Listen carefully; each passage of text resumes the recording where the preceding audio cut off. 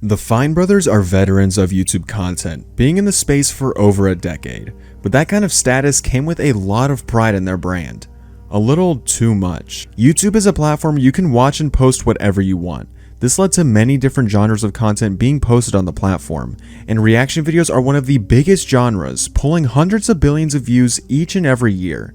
And the Fine brothers were one of the earliest channels that took part in this style of content, hosting classic series like Kids React, Teens React, Adults React, and Elders React. But there came a problem when other channels started taking part in making reaction videos. The Fine brothers became worried. So worried, they made the worst mistake they could have made with their channel. They tried to copyright it, and not just their videos, but the whole reaction genre.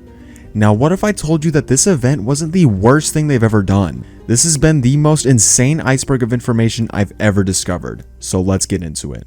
But first, you should subscribe. Benny and Rafi Fine are the original founders of the React channel, but it wasn't always focused solely on React content. Benny and Rafi started their channel back in June of 2007, and they called it the Fine Brothers. Here, they posted content they thought was comedic, but from what we can see public on the channel right now, their earliest content came from late January of 2008.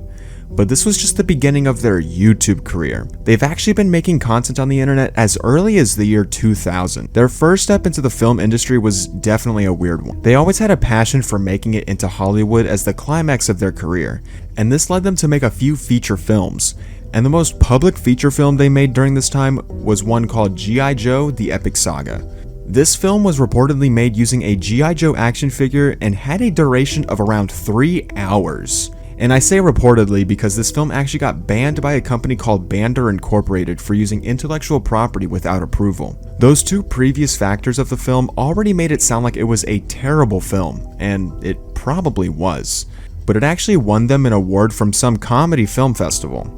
The reason it was in a comedy environment is because that's the kind of content they like to make. Benny and Rafi always had a very strange sense of humor, which leaked into their adolescent film career, making satirical jokes embedded in their films to give them the character and personality that they wanted. But as I said, this feature film seems to be the only one that people really know about. And now it was time for them to bring their love of filmmaking to the website that had been rising in popularity for all aspiring filmmakers. They started their first channel on June 4th, 2007, and here they would bring their new films from here on out to try and achieve their Hollywood dream. But in less than 6 months, they were actually banned from YouTube. What would cause that to happen? Well, if you can remember, I said that their sense of humor was at the very best questionable. This bled into their video ideas for YouTube, and I'm just gonna let this screenshot speak for itself. Who in their right mind would make videos like this and expect it to do well? It was at this point in my research I knew something else was wrong with these brothers, and I was definitely right. These videos they posted got them banned on YouTube, but not permanently, so they were back not too long after. Their second attempt at making videos started in late January 2008. And their first video that's finally public on their channel was Lost Parody Star Wars, where they took what they felt worked in their first feature film with G.I. Joe, and they made this short film using action figures once again. I don't know if it's because of the current stage of YouTube giving my review process a higher standard, or if the video is genuinely just so incredibly cringe. It was extremely hard to watch this video, so if you go searching for it, I warned you. Now is when I would expect you to ask, how in the world did this style of content lead to the insanely popular React series that they made? And to be honest, I have no idea, since they privated some videos between this first video and their Kids React series debut, which makes it really hard to see the transition. Regardless, their first step into the React genre went public on October 16th, 2010. Here they showed their winning React format, and the audience quickly came to light, especially with their added bonus of extras from the main episode uploaded on the same day and having a regulated upload schedule of 3 times a week. Even back in 2008 YouTube, uploading 3 times a week was an insane schedule to live by, and not many creators accomplished it. But the Fine brothers did, and they gained massive success from it. Given how well their Kids React series was doing, they capitalized on the idea and made 4 other series to appeal to other audience demographics, including Teens React, Adults React, Elders React, and their most popular series to date, YouTubers React. Even though all of these different videos did really well, YouTubers React did especially well for one reason and one reason only: expanded audience appeal. All the YouTubers they featured in their videos had their audiences flock to these videos and gain them tons of views and new subscribers. This golden age of their content lasted for 8 long and fruitful years, which in turn made them extremely rich. But it stopped. In late January of 2016, the Fine brothers made a terrible mistake. And when I say terrible, this decision turned all of YouTube against these brothers. It all started when the brothers saw that they had an opportunity to expand their wealth and content even more, but it was going to come at a cost they were selfishly willing to take. The Fine brothers uploaded a video announcing a new business model they would run that functioned around React content, and they claimed you could take a part in it at a price. It was called React World, and they basically said they were in the process of trademarking the word React, and any creator that made a React video would have to pay the Fine brothers somewhat of a royalty fee, which basically means every React video not made by the Fine brothers would need to give up some of their earned revenue to this React World business. Already, I'm sure you can see the problem here. By 2016, reaction videos were becoming extremely big. Not nearly as big as they are now, but they were getting there. This meant that these two selfish little pricks would own this entire corner of YouTube through a royalty system. This made every single person that viewed this announcement video furious. They threw hateful accusations toward the brothers, and it was becoming increasingly worse every single day. It actually got so bad that they uploaded another video just days later with an apology. But this was far from an apology. Just so I can spare you from hearing this pathetic video, they basically said that they were sorry we as viewers misunderstood what they meant by trademarking the word React. They tried to say that they were trying to trademark just their format of reaction videos, but in the same video explained that they wanted to trademark React so that no one else would trademark it to ruin their brand in the future. So they somehow lied to us and made their situation even worse, all in less than 5 minutes. Even though they weren't sincere about 90% of what they said in this sorry excuse of an apology,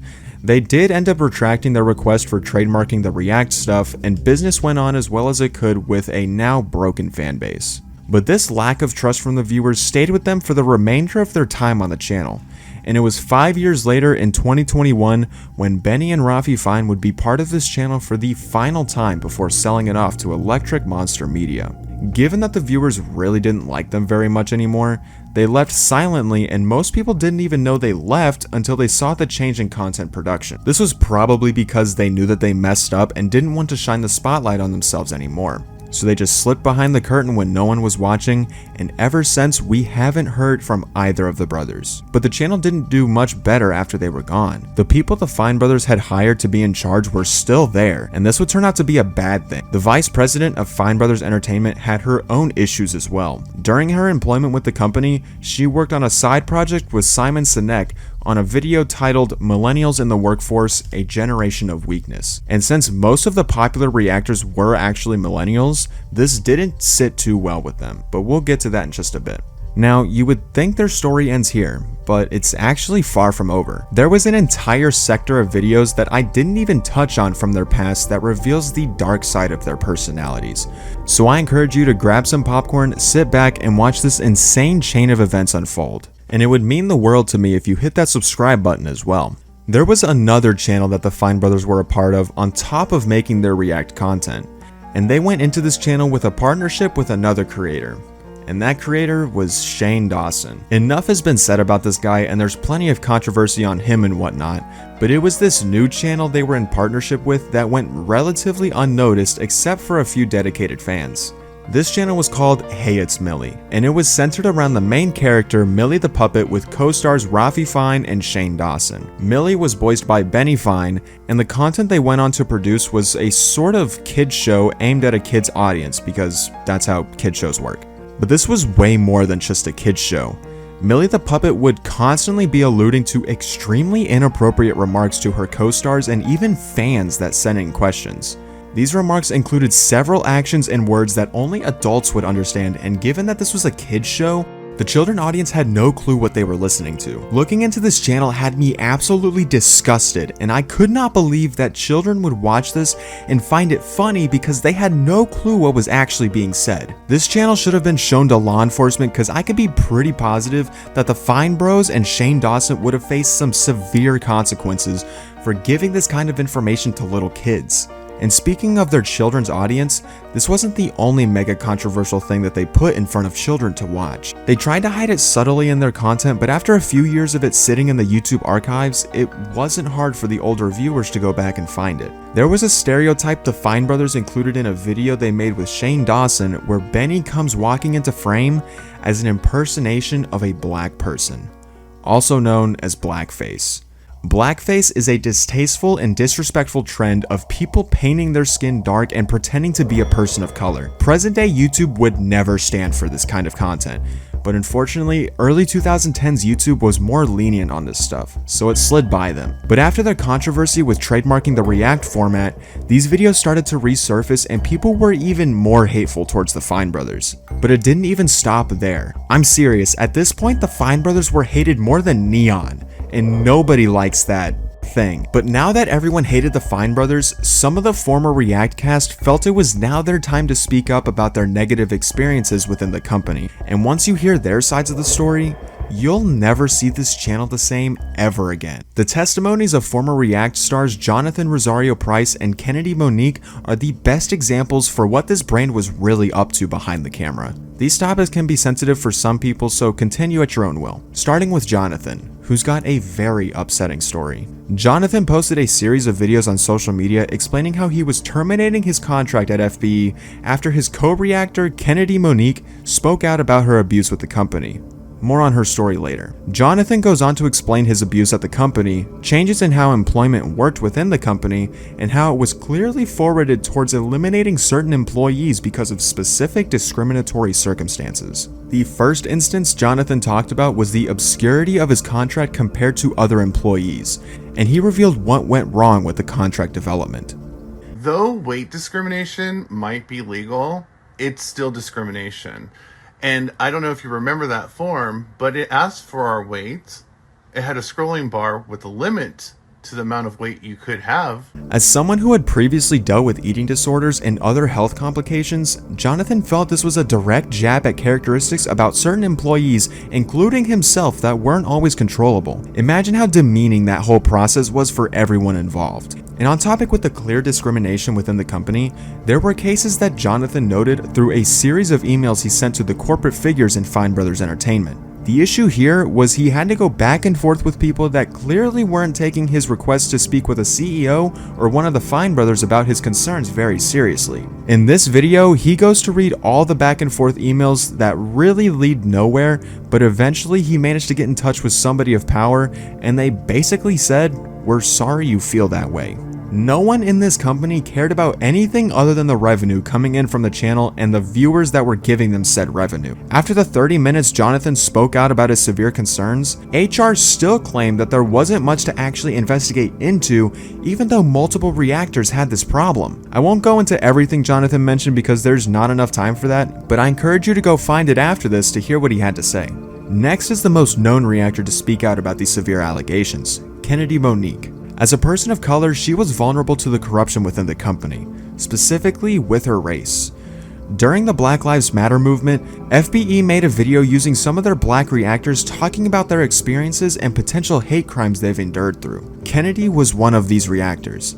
What she didn't know at the time was that the very people running FBE didn't care about speaking out in this movement at all, and it was just an emotional grab for the viewers to relate to. As I said before, Benny Fine has been seen in a video as blackface. During the time of making the BLM video, Kennedy had no knowledge of this video existing, and when viewers informed that she was speaking out for black people on a channel that didn't give two crap burgers about, she was met with a lot of severe hate. It even got as bad as her life being threatened on multiple occasions. When Kennedy spoke out to FBE about her issues with the backlash, they remained silent and avoided her request for protection. In an update video Kennedy made after her initial announcement, she actually managed to get in touch with the Fine brothers and the CEO, where she was able to address her concerns. She didn't get into specifics on what they talked about or what the Fine brothers responded with, but we can probably guess that they said something like, "We're sorry, we'll do better once you're gone." Now here's where these two reactors' stories overlap. Jonathan knew about the video Kennedy released speaking out about her racial discrimination, but he also knew about another reactor that had experienced hate from the viewers for something else around the same time. The difference? This other reactor was white. And when Jonathan was trying to email FBE to find answers to everyone's concerns, he asked about these two requests from his fellow reactor co-workers. And the corporate team he was emailing to went as far as to say they jumped onto the white reactor's request almost immediately. And when Jonathan asked about Kennedy's request and how it was pretty racist of them not to answer her request, they replied with, "Good point." There was never saving this company. It was broken from the very beginning because it was built on top of a pair of brothers who had no value in human life, especially those of color. And them hiring who they felt were fit to join the team only made it worse, since they probably hired people with the same values as themselves. And now that they aren't part of their own company anymore, and they have no social media presence, there's no knowing if they'll get punished for what they've done. And those who know us personally know how passionate we are about trying to help creators.